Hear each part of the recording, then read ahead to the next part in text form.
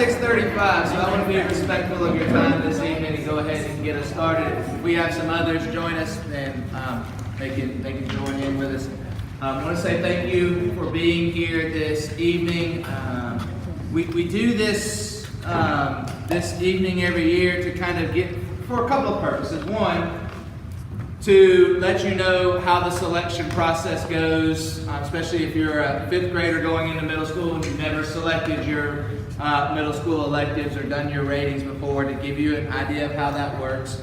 Also, we like to take this opportunity just to kind of explain any changes or tweaks in the different courses this year. We've got several of the electives courses that are going to be changing just a little bit, adding new components to them, doing things a little bit differently, and those teachers will kind of walk you through and talk about some of those types of changes.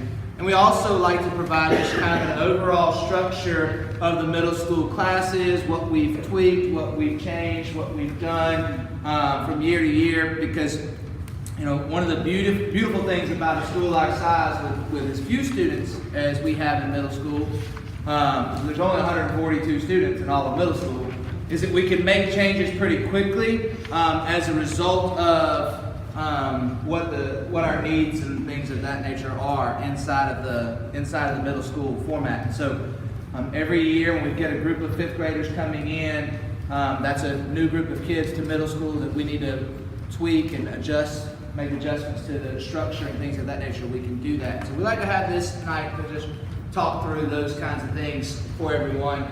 And this is kind of our agenda. We're going to talk first about the selection process.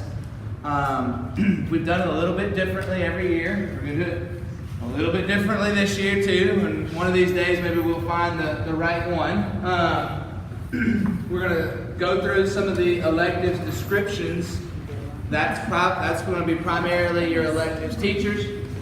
We're going to talk about the 1920 middle school structure, academic course design that we have for middle school structure, and we'll talk a little bit about how students get placed in different classes and things of that nature, so that you'll have all this information. And then you're going to hear me say this date, Friday, May 31st, probably 10 times tonight. And I want to make sure that your attention is pointed to Friday, May 31st, because that is when we're asking for all of your electives surveys to be completed, so that then I can make those schedules. What I would really, really like to do is when I'm transitioning at the end of June, to be able to transition with schedules done. Like here are the schedules. I don't want somebody to have to come in and try to finagle and make the schedules work and all of those kinds of things. I'd love to be able to have at least the middle school schedules turned over, because the elementary school schedules are very easy to do. So Friday, May 31st, that's I think third time that you've heard me say it so far. I think I got 7 more to go. But make sure that you mark that date down. Sound like a plan? Yes. All right, let's jump in. Let's talk a little bit about the elective selections process. So this Friday in the newsletter is a very important newsletter. There's a lot of really important information that's going out in this newsletter. One of the most important pieces for you that is in this newsletter is going to be the elective survey that's going to be in there. It is a link to a Google form. For those of you who have done it in the past, it's the same type of survey that we've done in the past, where you will literally rate all 6 electives with your preference, 1 to 6. Now, that's not what I mean by that is, I don't mean to go through and put a 1 by the one that you want the most and a 2 by the one you want the second most, and then leave the rest of them blank. It means each one of them should have a rating from 1 to 6. It means 1 should be rated 1, 1 should be rated 2, 1 should be rated 3, 1 should be rated 4, 1 should be rated 5, and 1 should be rated 6. Every year I get some that's like, well, these 3 are a 1 and these 2 are a 2. No, everyone should have a different rating from 1 to 6. 1 is the one that you want the most. 6 is the one that you want the least. Okay? The way that we use that is we use those ratings to then, in turn, assign the electives. And for both years that we've done this process, in 99% of the cases, students get their top 2 choices. Okay? there's been very few instances where students had to get one, like the third choice. But most of the time, like 99% of the time, they get their top 2 choices. But we want to see how it falls out in the ratings so that we can look at class sizes, we can look at when they go to classes and start making those class lists. Obviously, I can't guarantee that everybody gets their top 2 choices, but if history remains consistent, there is a very, very good chance that everybody gets their top 2 choices. Again, that's one of the luxuries of having only 142 middle school students, is that, and 6 electives to choose from, you just do the math, and you divide 142 by 6, and you got plenty of room, right, for students to be in. So we're very fortunate in that sense, but that's what I need you to do. And again, need that survey to be completed by May 31st, right? May 31st is when I'd like for you to have that survey done. And remember, each one gets a different rating. 1, 2, 3, I should see 6 different ratings. Each one's got their own. 1 is the most, the one I want the most, okay? 6 is the one I want the least, right? What I would encourage you to do, parents, the reason why we have this night, is because we want you to talk to your kids about what do you think is the best and most appropriate elective for them to choose.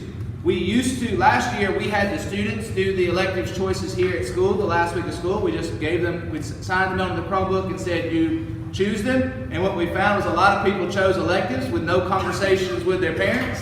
And then open house night, the parents were like, they chose these electives. We don't want them to be in these electives. We're like, well, that's a conversation between y'all. Like, I don't know. So what we said this time was, have the conversation at home, figure out what your elective rankings are, and then the 2 of you go in and jointly complete that survey. Just do it by May 31st. It's 5 times, I think.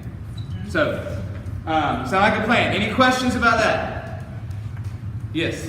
You said it's going to come out in the newsletter. So Friday. when you say, like, we do it together, the newsletter that comes out to the parents will have something Yes. for us to click on? Okay. Yep. My newsletter that I send out on Fridays will have it in there. It will have the instructions. It'll have a course catalog in case you lose this document. It'll have the instructions. It'll have a course catalog. And then it'll have a link to the survey. Inside the survey, we'll have instructions, all of that kind of stuff in it as well. And then, but I would highly encourage you, sit down, review the handout, the descriptors, talk about what classes you think are the best, which ones you want to do, that kind of stuff. And then you can complete the survey. It should not take longer than a minute or 2 to complete the survey. You literally, all you have to do is type in a name, select rising 6th, 7th, or 8th grade, one of those 3 options, and then literally click on a 1, 2, 3, 4, 5, 6 for each one of the choices. So it shouldn't take too long. Yeah, that will come out. And then probably the following week, I will send an email just specifically to middle school parents saying, hey, reminder, the survey's due in a week. Here's the link again in case you've missed it. You'll probably see it on a social media post. Middle school parents, if you haven't done the survey now, do it. We're gonna send it out there several times, but the first time you'll see it is Friday in the newsletter. Yes. So for the rising 6th graders, when they fill this out, does that lock them into that elective for the next 3 years? No. Okay, so. They'll do this every year. Okay. You do the elective process every year. So the way that it works, and so yeah, I should maybe back up a little bit. They will take 2 electives choices in a school year. They take one on Mondays and Thursdays, and they take one on Tuesdays and Fridays. It's an hour-long class, just like one of their academic classes would be, instead of being like a 40-minute that their specials are now. So they'll take one on Mondays and Thursdays, one on Tuesdays and Fridays. That's the reason why we have you go in there and rank them, because we try to give everybody their 1 and 2 as those 2 options, as best that we can. That's not to say that your 1 is going to be Monday and Thursday and your 2 is going to be Tuesday and Friday. It could be flipped around, however we can make that combination work. But we try really hard to get you your first and second preference. You take one on Mondays and Thursdays, one on Tuesdays and Fridays. And then you take it for the year. And then in between years, we do this time next year. We'll say, okay, it's time to do the survey again. Do you want to stay? Now, you could stay in the same elective for all 3 years if you wanted to. If you're somebody who's just, crazy about Mr. Pafford and singing in chorus, and you want to do chorus for 3 years, yes. I'm sure he would love to have you sing for 3 years. If you get in there and you're like, wow, making all of these 3D printing models and laser engravings is cool in STEAM Lab, and you want to do that for 3 years, I'm sure it should take you for 3 years. But if you also wanted a big variety in experiences, or you wanted to do 2 1 year and 2 another year and 2 another year, you can do that as well. The only one that I would caution you about switching around too much with is if you're thinking about taking Spanish 1 as an 8th grader. It would be really difficult to take Spanish 1 as an 8th grader without taking any Spanish in 6th and 7th grade. That don't tend to work out too well. So just that would be the one that I would think about if you are really wanting to work towards Spanish 1 credit as an 8th grader. I would highly recommend that you don't just wait till 8th grade year to take Spanish again. That's a pretty long gap between 5th grade and 8th grade. So that's just something to think about. But you can mix it and match it however you want to over the next 3 years. Right? All right. So that's kind of the process. So be on the lookout for the survey. Get that completed by May 31st. Read over it with your kids. Make sure that everybody's in agreement. That way when you get to open house night, you get your schedule, there's no surprises and that kind of stuff. Right? So the next thing that we're going to do is we want you to hear from the electives teachers about their specific classes, what they're doing, maybe what is different coming up next year than it was this year. And we'll start with chorus and instrumentals with Mr. Packard. So, Mr. Packard, the floor is yours. Right. For chorus, it's pretty much the same as this year. We have performances throughout the year, and on the sheet here you see a lot of big words, big stuff at the end. Ear training, music theory, history, music. That's just kind of general, but instead of just singing for 45 hours straight every single class, there is a little more in depth to that. But I always tell my kids, it's very hard to fail this class in a sense because our performances are the big test, and we just always have performances throughout the year. Like this year we did the Arts of the Festival in the fall, and then of course the winter one, and then a spring looking like we're going to do another spring kind of show again because of the success of this one.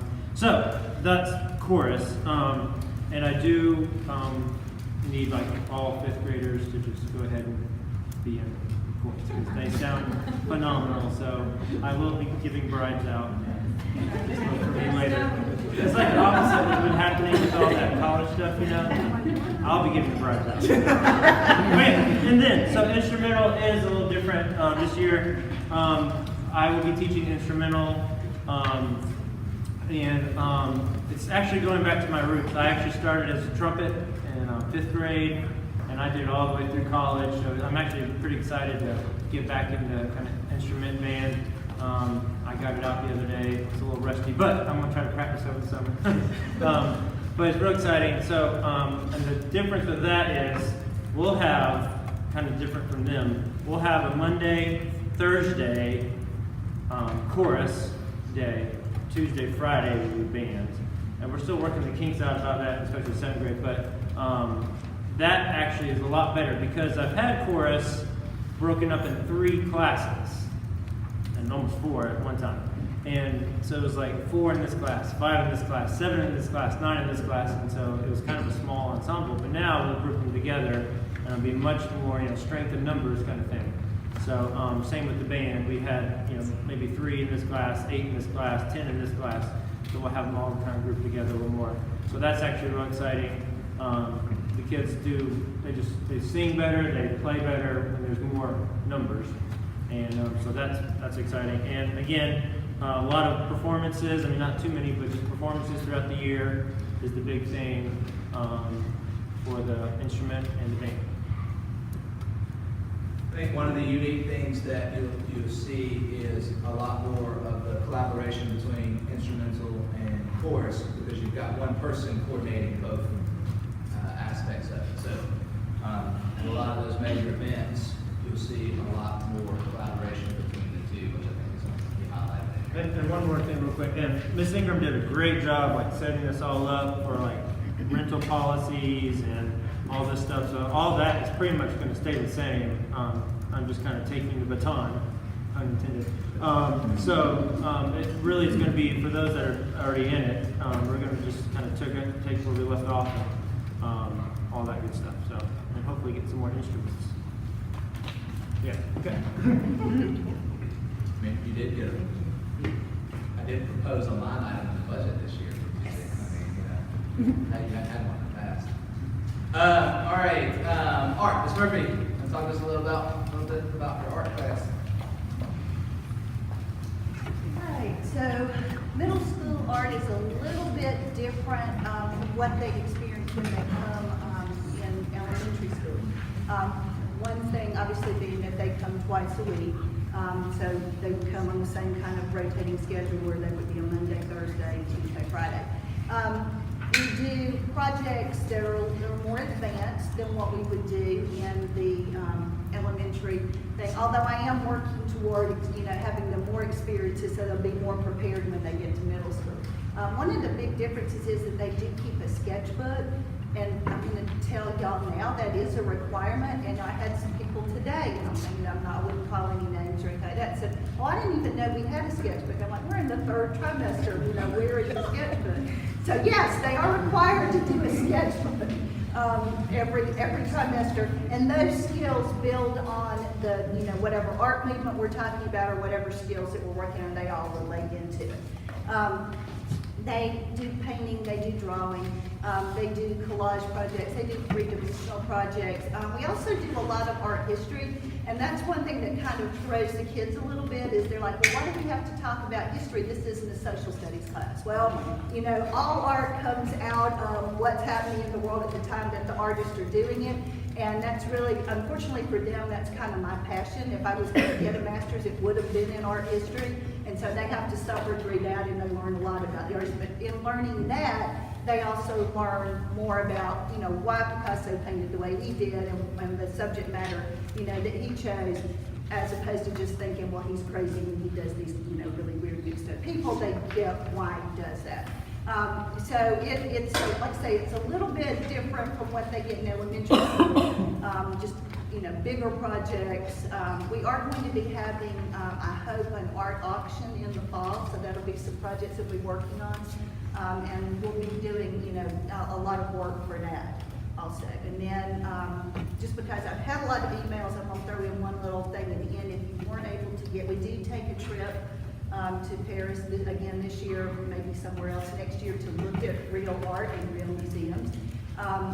So if you didn't get to that meeting, if you want that information, I do have that with me. But that's kind of it.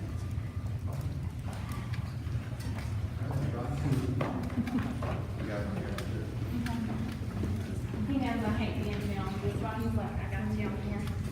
Okay, I'm Miss Robinson. This was my first year here at Liberty Tech, and I am so excited that I will be coming back next year. In STEAM class, I know everyone's kind of heard about all our cool new toys that we're getting, our laser engravers, our 3D printers, our humanoid robots, our now robot, different things. We also are going to we have a program with LJ Create, to where a lot of the kids, they're not just doing these cool things, but they're learning why, they're learning how. We have a program online to where they will learn about solar panels, how many solar panels it's going to take to light up a house and things like that. So it's not just getting to play with cool toys, they're learning how they work, how they function, and things like that.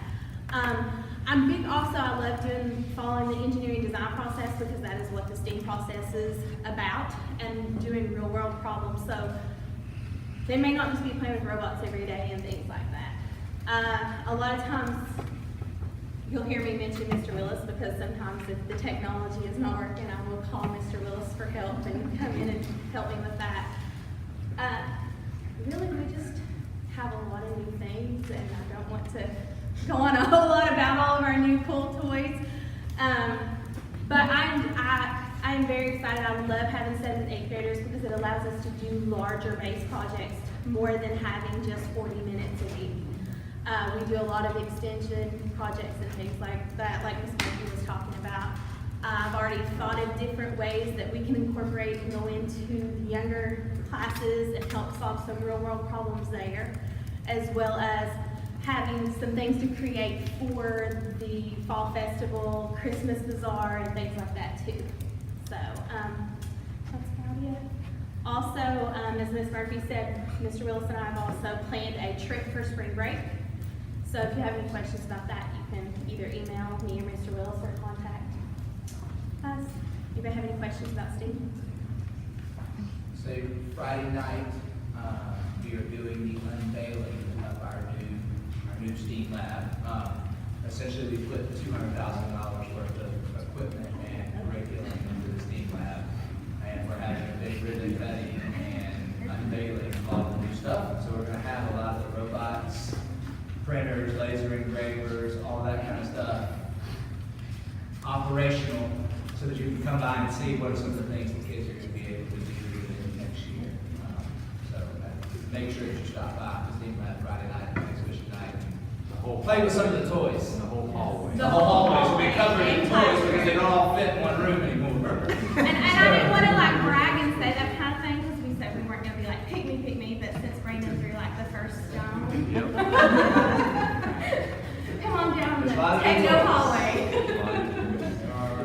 I'm Mr. Willis. The biggest thing you'll see is that the class is no longer going to be called computer technology. We're changing to call it digital media because the class has morphed into so much more than just the traditional technology computer class. So just like that, we've got that running smoothly. As you probably are aware, I do help run the social media accounts in our school. So with that, I went in and I started thinking about how we can incorporate cameras and camcorders and all this different stuff to try to get kids real world experience, because you can go into the social media marketing field and make 6-figure salaries right out of college. It's insane. So as we're learning more about cameras, they're also going to be working on digital portfolios in my class and starting up something to help whenever they want to go into high school and college. I started here in 6th grade and look at how my technique has grown all throughout high school, from 6th grade to high school. We're going to continue the newspaper and the news show. My class will be joining in with Ms. King, our tag teacher next year. So we go into a little bit of that with the news media, and so we're also going to be trying to branch out and start the live morning announcements, and then from there that'll branch into just going straight out into a social media post to where you guys can hear what's going on every single day in the school.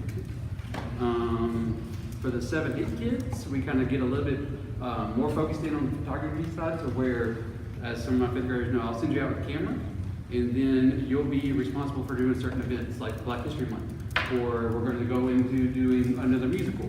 So more kids will be signing up to do a project at an event, and then they'll be the ones that will be responsible for doing all the social media aspects of it. Of course, I'll be the one that does all the posting, but they'll create all the pieces that go into the posts. So that way that the kids are learning real world marketing abilities.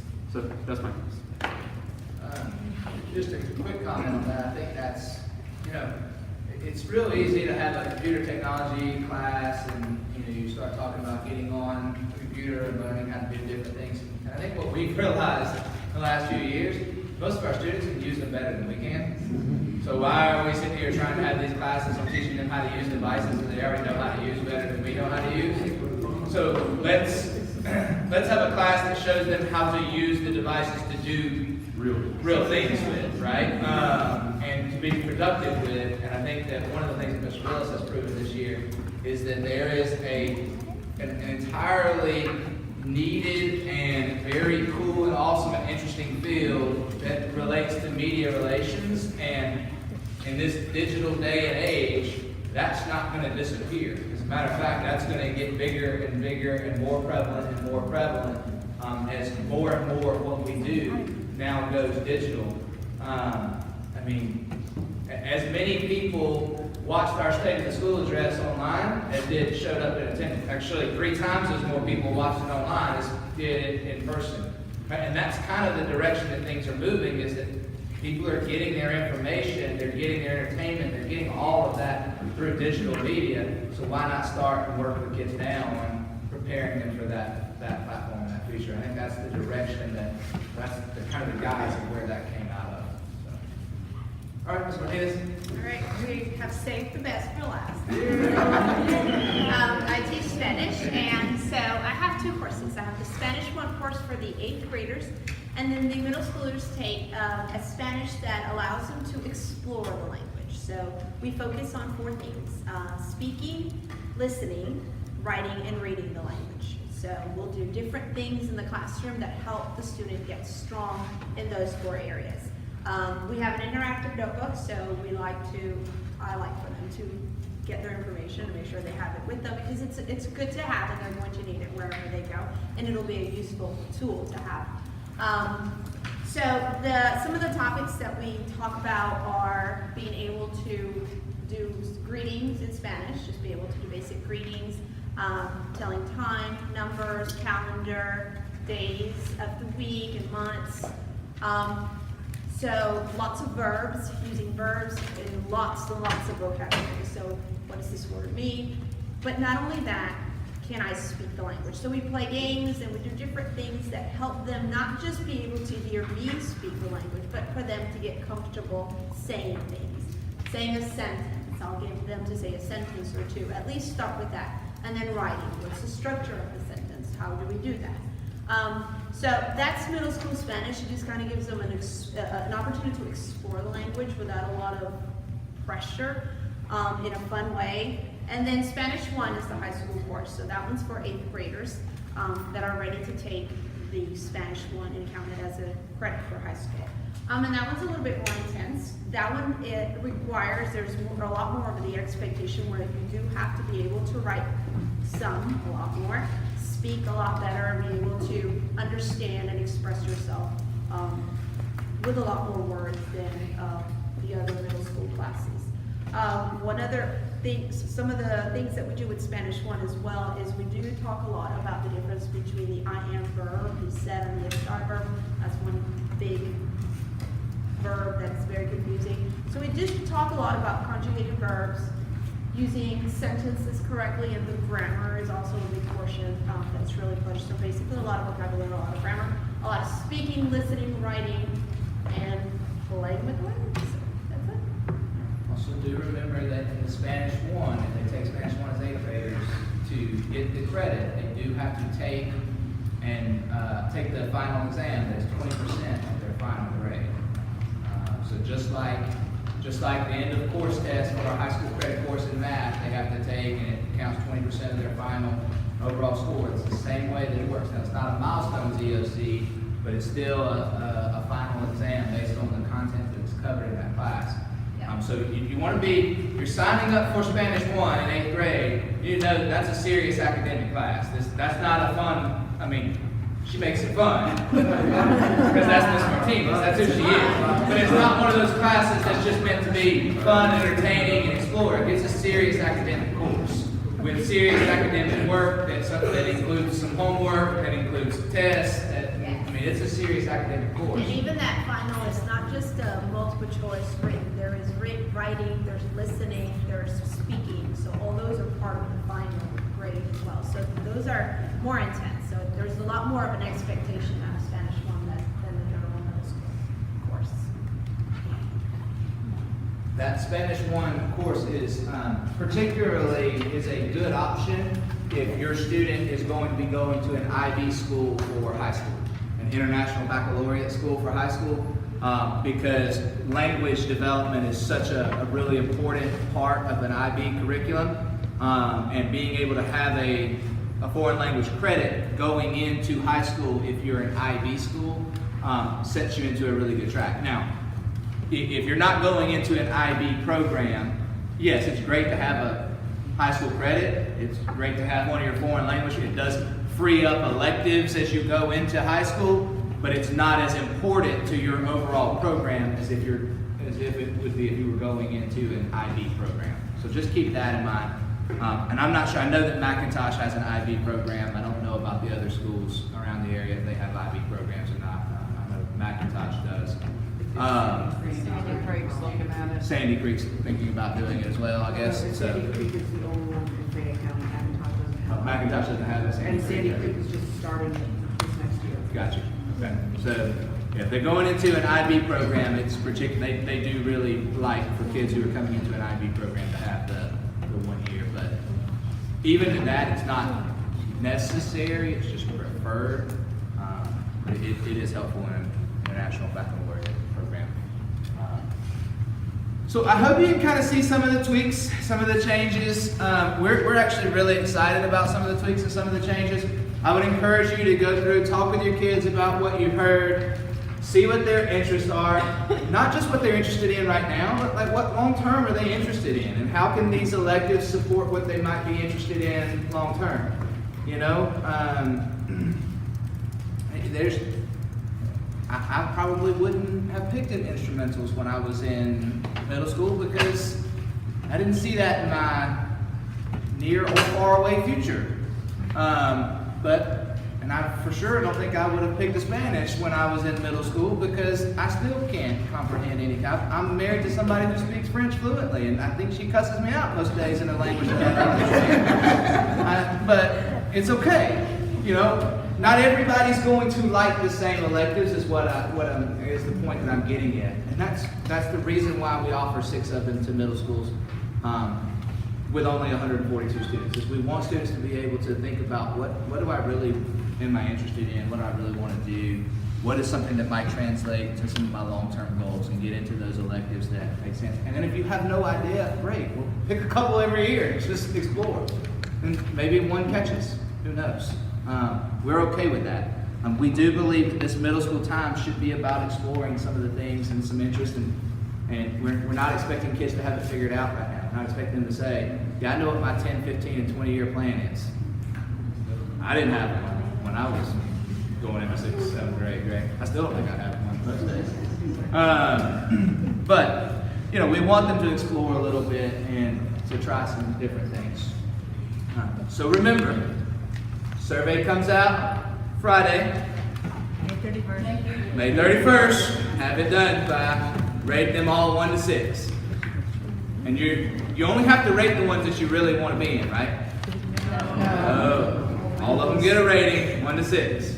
Okay? We'll make sure. We're clear on that.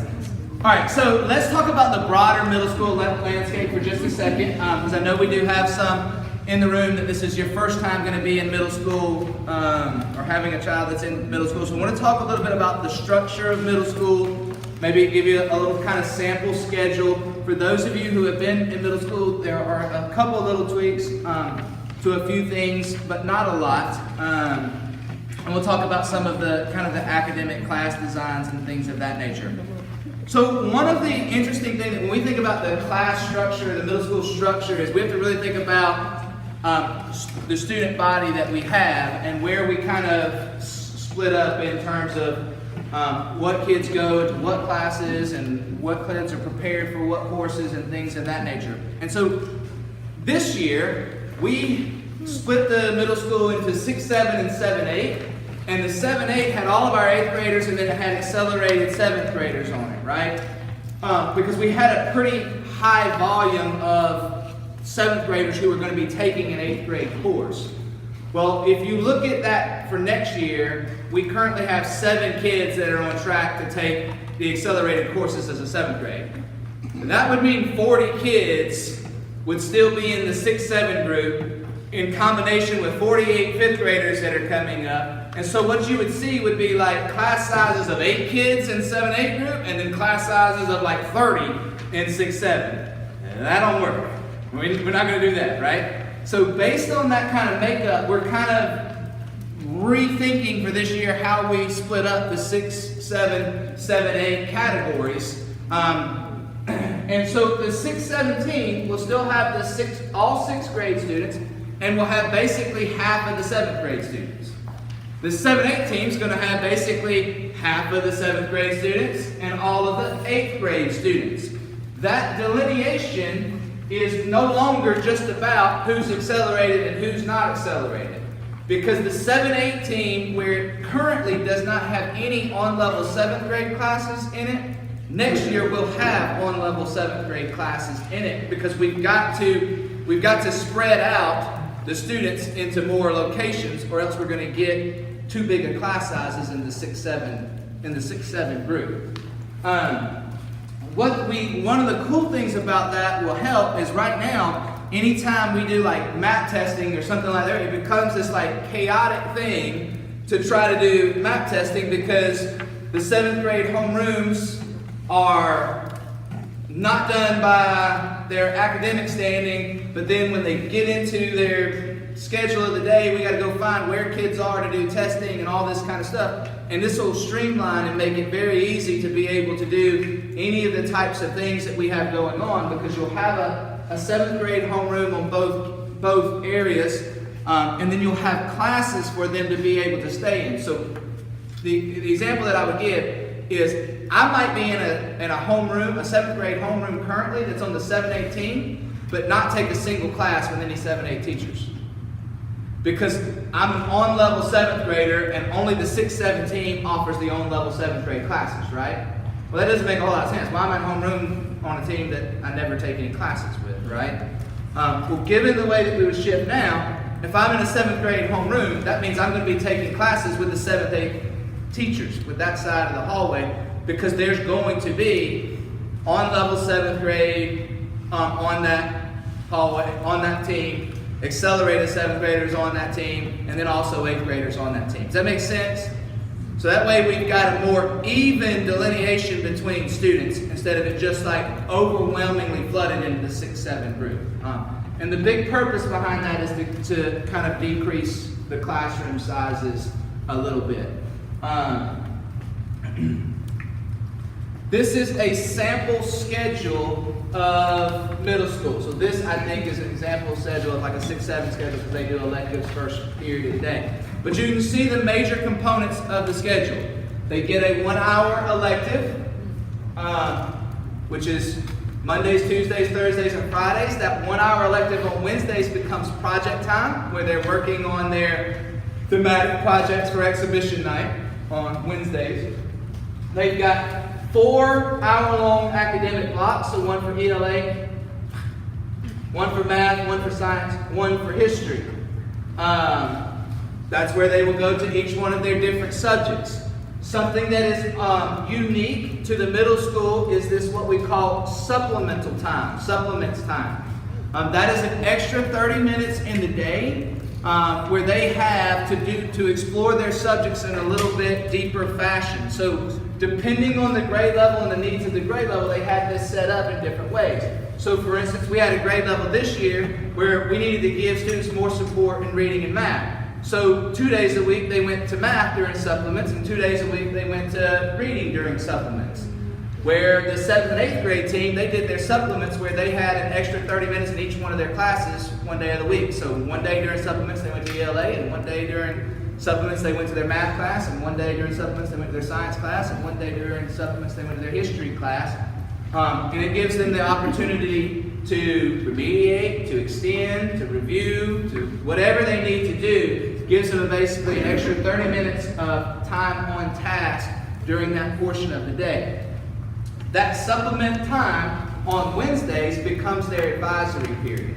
So every middle schooler takes advisory for 30 minutes on Wednesdays.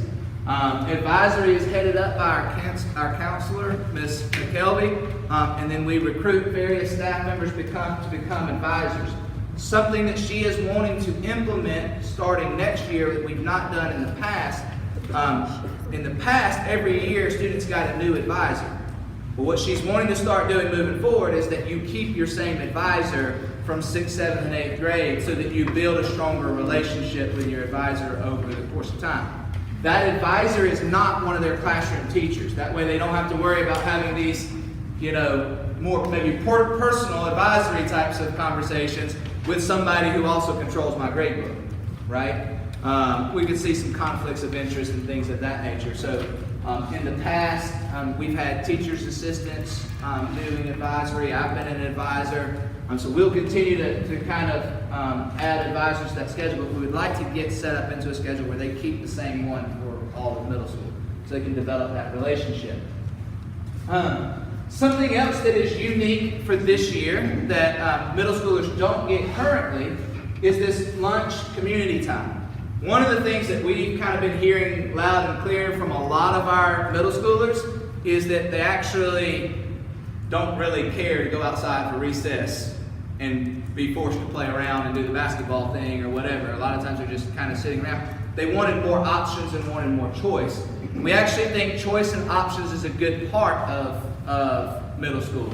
So what the community time is you see this is about a 45-minute block. Well, lunch really only takes middle schooler students 10, 15 minutes tops to eat. I mean, 5 minutes maybe to eat. But once we see that they are pretty much done with their lunch, well then they're gonna have options on where to go. If you want to go outside for recess, go with the group that's going outside for recess. If you want to go we'll have board games in the cafeteria. If you want to play board games during that time. If you want to go to whatever, there might be various interests. We might have 4 or 5 different locations for them to choose from, and they can choose on a daily basis, what do I want to do, what do I want to go participate in. Again, we're trying to give middle school students a little more choice in what they do during their day, because that has seemed to be important to middle school students as we've talked to them, is that they want more choice. They don't, fewer things that we just tell them you have to do. They tend to like that a little bit more. So we're trying to build in some of that into the day so they can have, they get done with lunch, and today I want to go outside and play basketball, great. Tomorrow I don't, fine. They've got some of those choices in there. Notice they do keep their 30-minute PE even into middle school, so they will go to 30 minutes of PE. We do like to have our middle schoolers go to PE later in the day.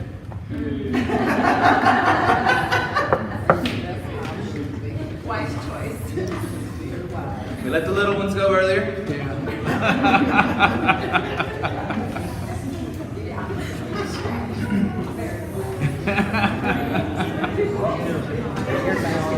You know when PE is happening? Just take a stroll down the hall. Be good. So that's kind of a sample schedule for the middle school structure. So again, if you've been in middle school, it's not terribly different. The big changes from this year to next year is really that kind of lunch community time, providing more flexibility, more choice into that community time type of option. And also, it does, if you think about having 142 middle schoolers on a playground design for elementary school students, especially if they don't really all want to be there, then we'd probably get more longevity out of our equipment if we're not making everybody just be out there on it, right? But again, if they want to, they can do it every day if they want to do that. So that's what the structure looks like. Let's talk a little bit about academic class design. So a few lessons learned. One of the things that we've done in the past is those students in 6th grade who were accelerated, we jumped them into the 7th grade math class. So that means they went from 5th grade to a 7th grade math class, means they didn't get what? 6th grade math.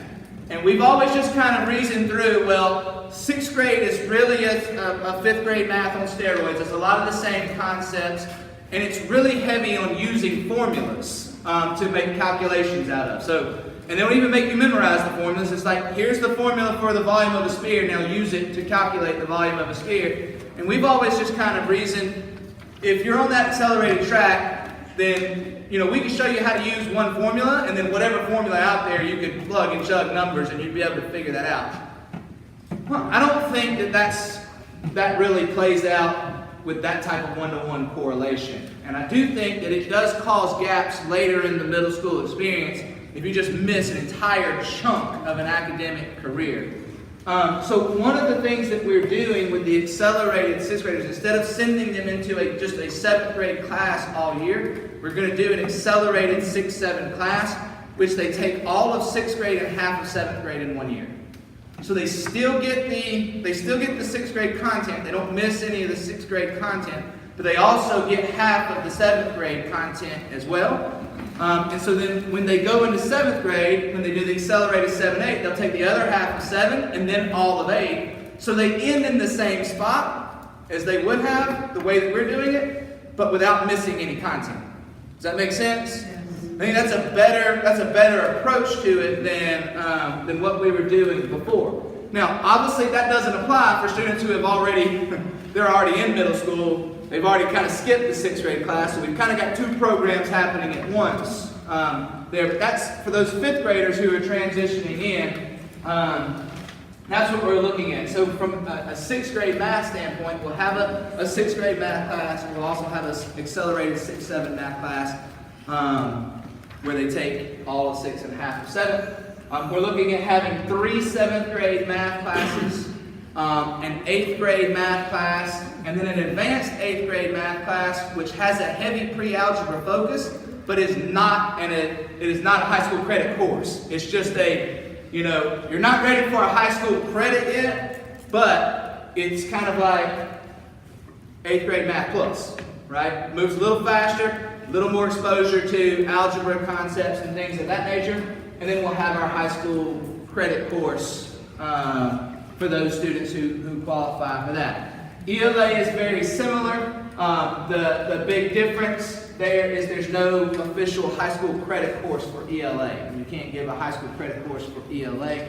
But the advanced 8th grade ELA courses, they spend a lot of time working with the 9th grade lit standards. Science. You can see kind of the breakdown. The big addition there is that the Cosmis Burns is high school science certified. She can offer a high school science credit course. So she's going to offer to 8th graders the physical science high school credit. And then you can see the history course breakdown as well. So it'll allow us, particularly in the 7th and 8th grades, to really kind of break down some of the class sizes and things of that nature from what they would have been if we'd have had them all loaded into the 6-7 group. And we feel pretty good about that setup. But that's kind of the way that it's rolling out. Looks like right now. We haven't finalized the schedules, obviously, but this is kind of the academic class designs. Let's talk real quick about placement. So we place back based on math. And the reason being is because we have so few options and classes and all that kind of stuff that we can go into. You get placed based on your math. So let's say that you are placed in the high school credit math course, then you're going to by default be taking either the physical science or an 8th grade course, the 8th grade science course. We do the ELA and the math during the same exchange, then we do the science and the history during the science and the same. So if you're in a high school credit 8th grade math course, then you're going to be in the advanced 8th grade ELA course. They just they go in tandem with one another.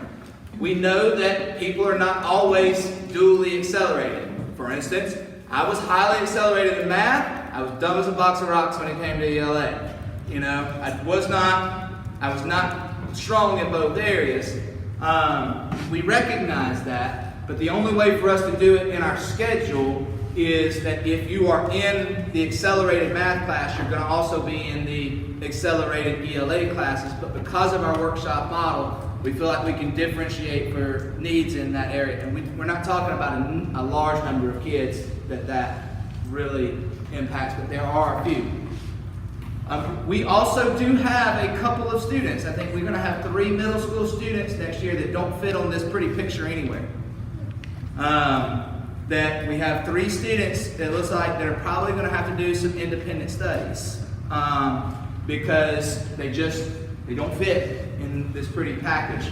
Similar to one student this year, she took her Algebra 1 end of course test in December, and she took her Geometry end of course test a couple of weeks ago. So she took 2 high school credit courses in 1 year, right? Because, and the Geometry one she had to do on her own. It was basically a self-taught, self-paced type of course.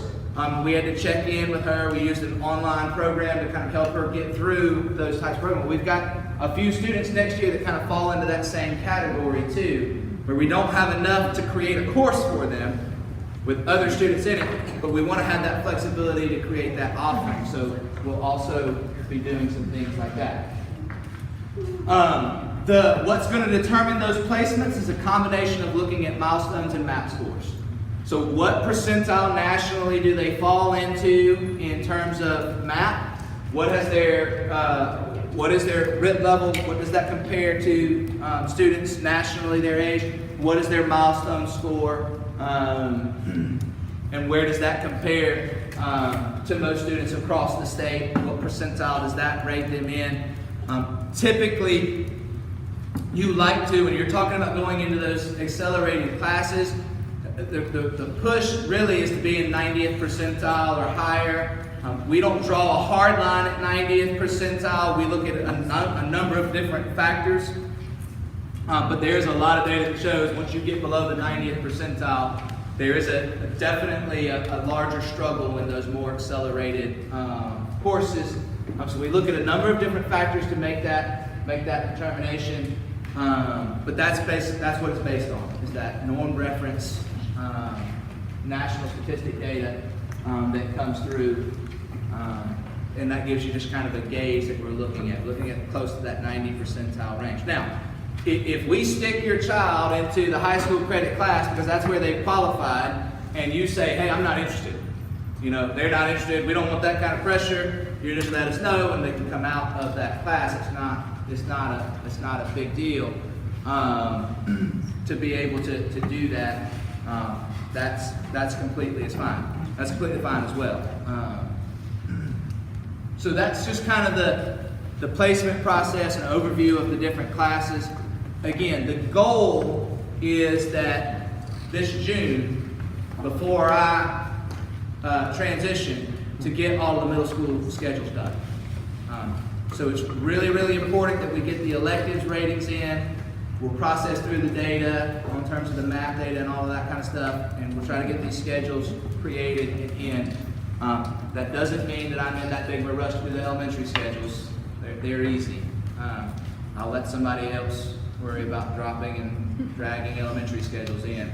But the middle school is because you do it on a student-by-student basis. That's a little bit more complex. I want to be my parting gift, I guess you would say, to someone.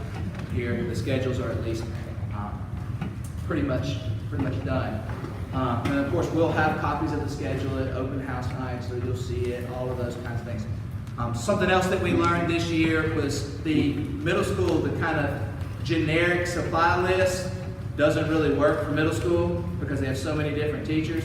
So you will see when we release the supply list will be broken down by middle school teacher. So it'll say Ms. Tonis' supply list, Ms. Moppin's supply list, Ms. Park's supply list. So you'll know what each one of the teachers are looking for their specific classes as well. So there'll be an elementary school supply list form, and then there'll be a middle school supply list form, and the middle school will be more broken down by teachers. And you'll also have some of your electives teachers on there because they might need a sketchbook or whatever it is for those. That way you can be more intentional with those decisions. All right? Do we know who their teachers are and which electives they got when that supply list comes out, or do we not find out any of that until the week? Yeah, no, we're as soon as the schedules are done, we'll send them out, we'll make them available. What we'll probably do is we'll probably have a day when we're like, middle school schedules are available, you can come pick them up here at the school, we'll have a couple days, because there's usually 3 of us here that are here Tuesday, Wednesday, Thursdays during the summer. And so we'll say, hey, they're here, come and pick them up, and you can see it, and then you should also pick up a supply list at the same time.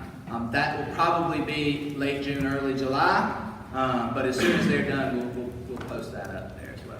The teachers are in the process of creating their supply list now and getting them approved and all that kind of stuff, so we'll be able to roll it all out. Yeah. Is there any way that you can just send us out or post them versus us coming to pick them up, or do you want us to come pick up their schedules?